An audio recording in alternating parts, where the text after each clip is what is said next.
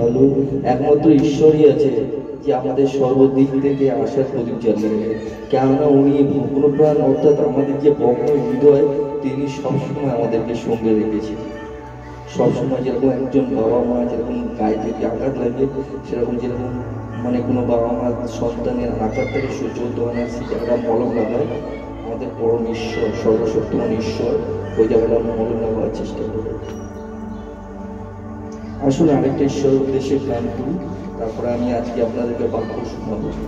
আর আপনারা এই বাক্য শুনবেন। বাক্য অর্থাৎ হচ্ছে ঈশ্বরের কথা, স্বয়ং ঈশ্বরের কথা আপনাদের সঙ্গে নিজেই কথা বলবেন।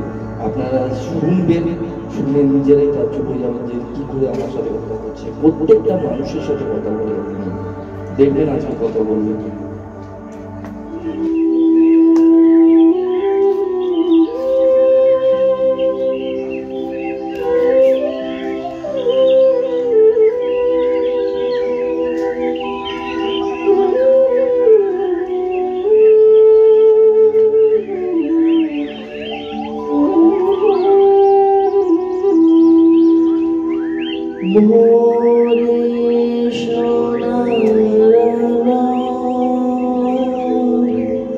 প্রভু তোমার কথা বলে দুর্গ গুলির তারা, প্রভু তোমার কথা বলে। হালেলুয়া, জয় যিশু, জয় যিশু।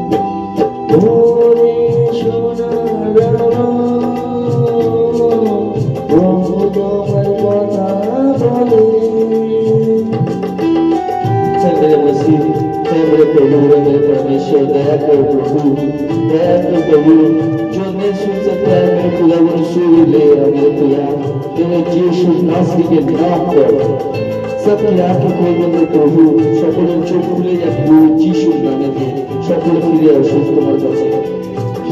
আখির গানে গানে ফুলের হাসি ফোটে,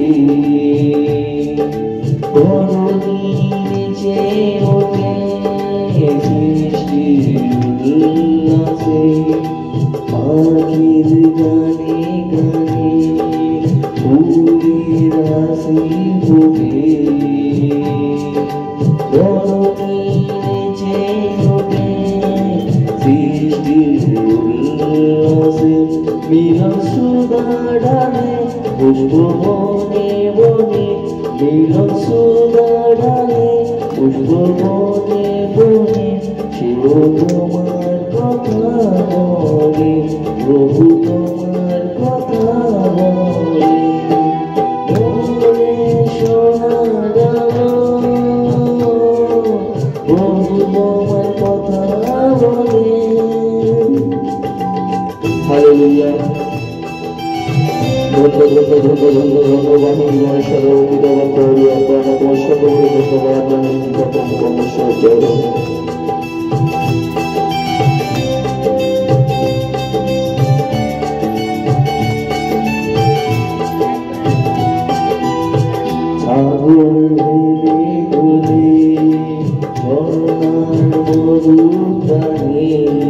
তোমার কাছে এসে তোমার প্রশংসা সাকুরে ডুবে, তোমার মরুকানে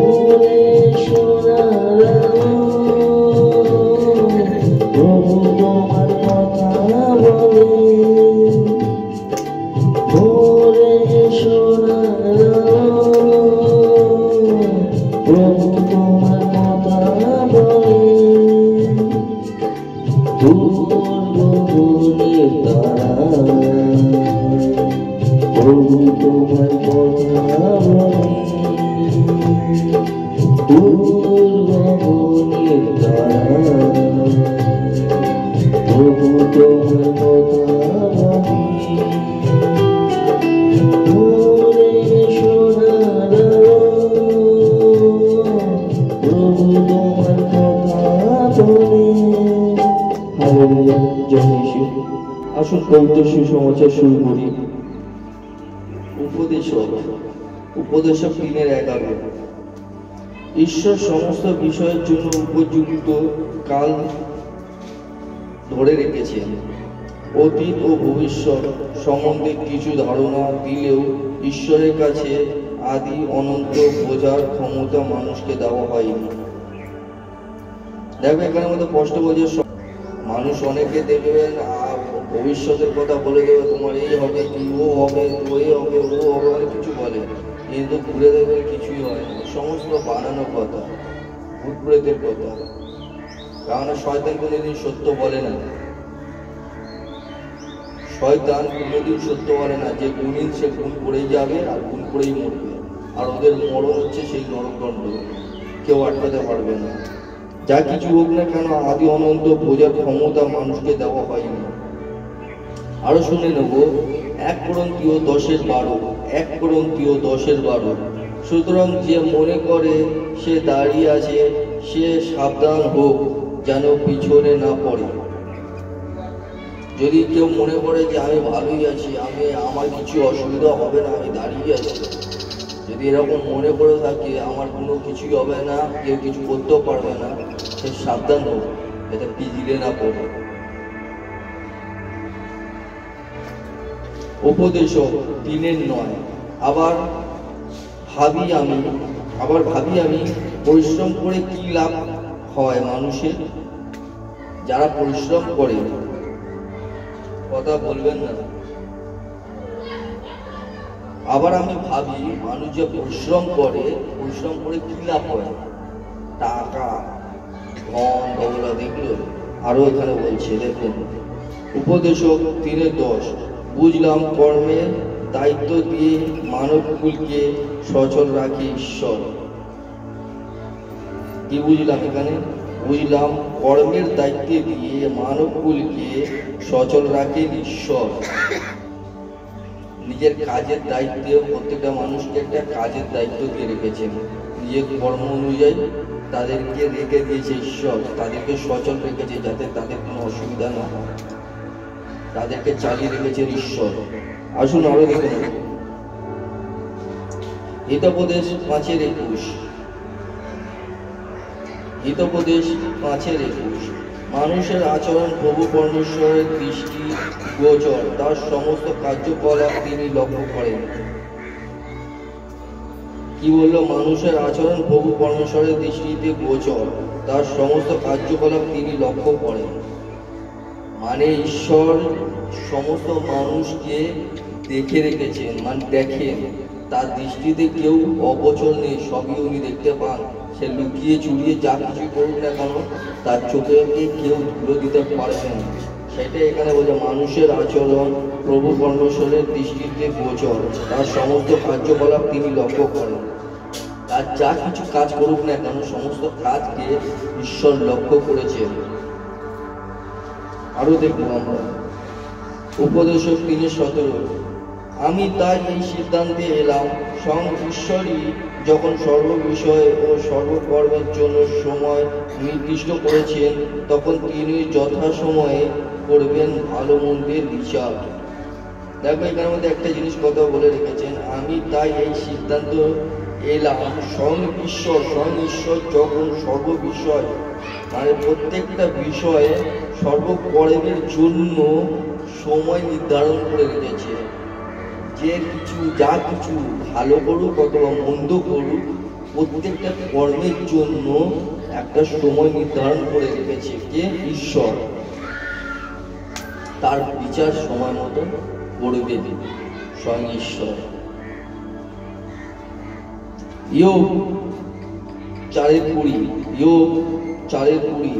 সকালে যে মানুষ বেঁচে থাকে, সন্ধ্যার আগেই মৃত্যু হতে পারে তার। সবার অলক্ষ্যে সে সুপ্ত ও হয় চিরতরে। দেখো, সকাল দিয়ে যে মানুষ বেঁচে আছে, ভালো আছে, সুস্থ আছে, হঠাৎ করে রাত্রে মৃত্যু হতে পারে না, তখনই মৃত্যু হতে পারে না, কে জানে। সকলের চোখের সামনে দিয়ে সে চলে যাবে, আর কোনোদিন তাকে কেউ দেখতেও পারবে না। এই কথাই স্বয়ং ঈশ্বর বলছে।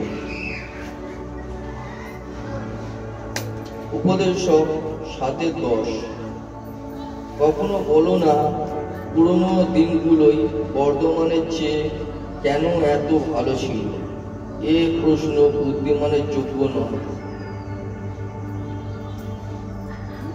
কখনো বলো না পুরনো দিনগুলো, দেখো এখানের মধ্যে অনেকে বলে না পুরনো দিনগুলো অনেক ভালো ছিল, এই সময়গুলো একদম ভালো না, এখন খুব পাপ কেটে গেছে, খুব অন্যায় হচ্ছে, এ আছে ও আছে, এই সমস্ত কথা বলে, অনেকে বলে না। তো ঈশ্বর স্বয়ং কি বলছে যে কখনো এই কথা বলো না পুরনো দিনগুলো ভালো আছে এই দিনের থেকে, কারণ এই কথাগুলো বুদ্ধিমানের মধ্যে সাজে না। কারণ কে কখন কি করবে তার দায় তুমি নিয়ে বসে নেবে। হিতোপদেশ 5:12, হিতোপদেশ 5:12, তুমি বলবে হায় আমি শাসন ঘৃণা করেছি, আমার অন্তর সংশোধনের কথা তুচ্ছ করেছে।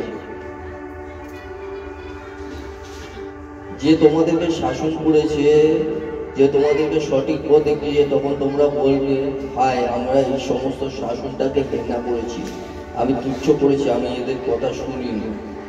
তোমরা নিজের মুখে কথাটা বলবে, যদি শুনতাম তাহলে আজকে এই দিনটা দেখতে হতো না। তার জন্য এখানে বলছে তুমি বলবে হায় আমি শাসন ঘৃণা করেছি, আমার অন্তর সংশোধনের কথা তুচ্ছ করেছি। মানে আমার মনটা থেকে ওই সমস্ত সংশোধন, মানে যে আমি ভুলটা করছিলাম, আমাকে যে বাঁচা ছিল সেটাকে আমি তুচ্ছ করেছি, আমার মন থেকে অন্তর থেকে সেটাকে তুচ্ছ করেছে, সেই কথা আমি শুনে চলিনি, তার জন্য আজকে আমি ভুগছি। হায় আমি কি ভুল করেছি। তুমি নিজে মুখে এই সমস্ত। হিতোপদেশ 5:13, কি বলছে এখানে মধ্যে, আমার শিক্ষকদের কথা আমি শুনিনি, যারা আমাকে শিক্ষা দিয়েছেন তাদেরও কথা আমি শুনি। যারা আমাকে শিক্ষা দিয়েছেন তাদের কথা শুনিনি, আমি নিজের স্বেচ্ছাচারিতা করেছি, মানে আমার ইচ্ছা মতন আমি চলেছি, আমি কারোর কথাতে কান দিইনি, শুনিনি, কর্ণপাত করেছি। আয় তার জন্য আজকে আমার এই দুর্দশা।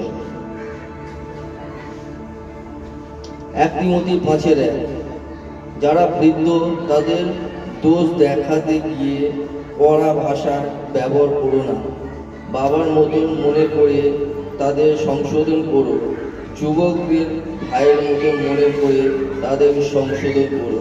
যারা বৃদ্ধ মানুষ আছে, বয়স্ক মানুষ আছে, তাদের সাথে কড়া ভাষায় কথা বলো না, তাকে মা অথবা বাবা হিসাবে তার সঙ্গে ভালোবেসে কথা বলো।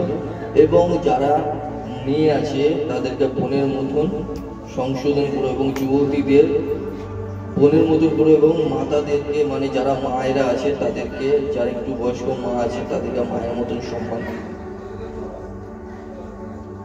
এখানে কি বলছে, বয়স্ক স্ত্রীদের 1 তিমোথী 5:2, 1 তিমোথী 5:2, বয়স্ক স্ত্রী লোকদের মায়ের মতন মনে করে সংশোধন করো, এবং যুবতীদের বোনের মতন মনে করে পবিত্রভাবে বজায় রেখো, সংশোধন করো। আসো আরো দেখবো 1 করিন্থীয় 3:2, শক্ত খাবার না দিয়ে আমি তোমাদেরকে দুধ খেতে দিয়েছিলাম, কারণ তখন তোমরা সেই শক্ত খাবার গ্রহণ করার মতন অবস্থায় ছিলে না, আর এখনো তোমরা সেই অবস্থায় নেই।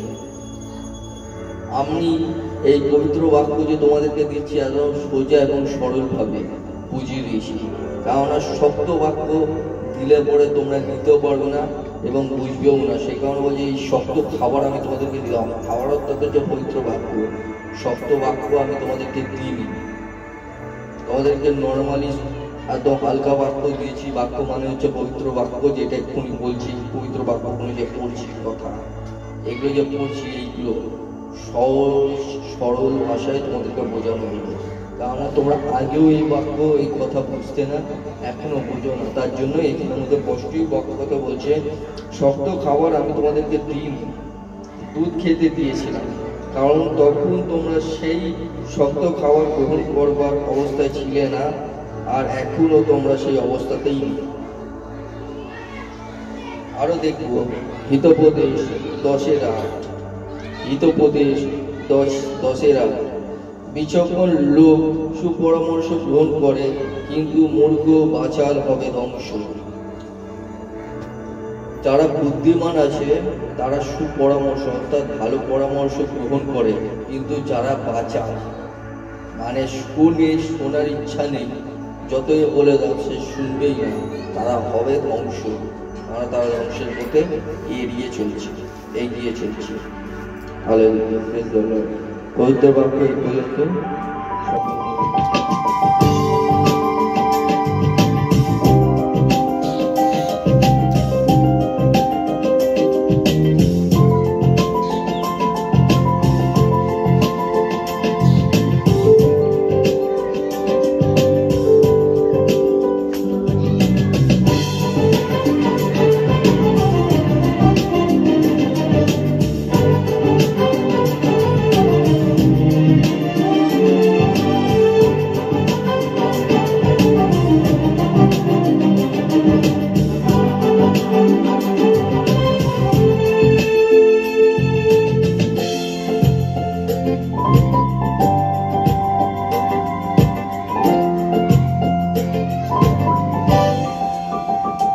मेरा दिल बने तेरा सिंहासन, मेरी आत्मा तेरा आसन। मेरा दिल बने तेरा सिंहासन, मेरी आत्मा तेरा आसन। मेरे मन में तू ही विराजमान, यीशु मेरे तू है बलवान। मेरे मन में तू ही विराजमान, यीशु मेरे तू है बलवान। यीशु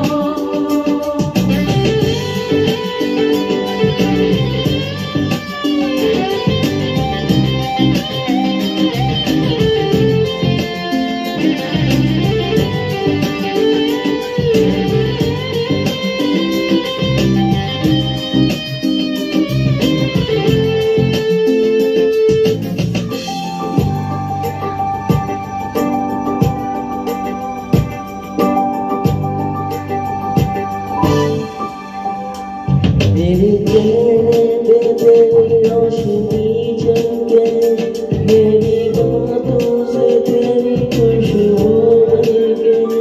मेरे चेहरे पे तेरी रोशनी चमके, मेरी बातों से तेरी खुशबू महके। मेरे जीवन में तेरी स्तुति का साथ, तेरी प्रशंसा करती है मेरी जुबान। मेरे जीवन में तेरी स्तुति का साथ, तेरी प्रशंसा करती है मेरी जुबान। यीशुआ यीशुआ यीशुआ मेरे मन में समा जा। यीशुआ मेरे मन में समा जा। Yeshua,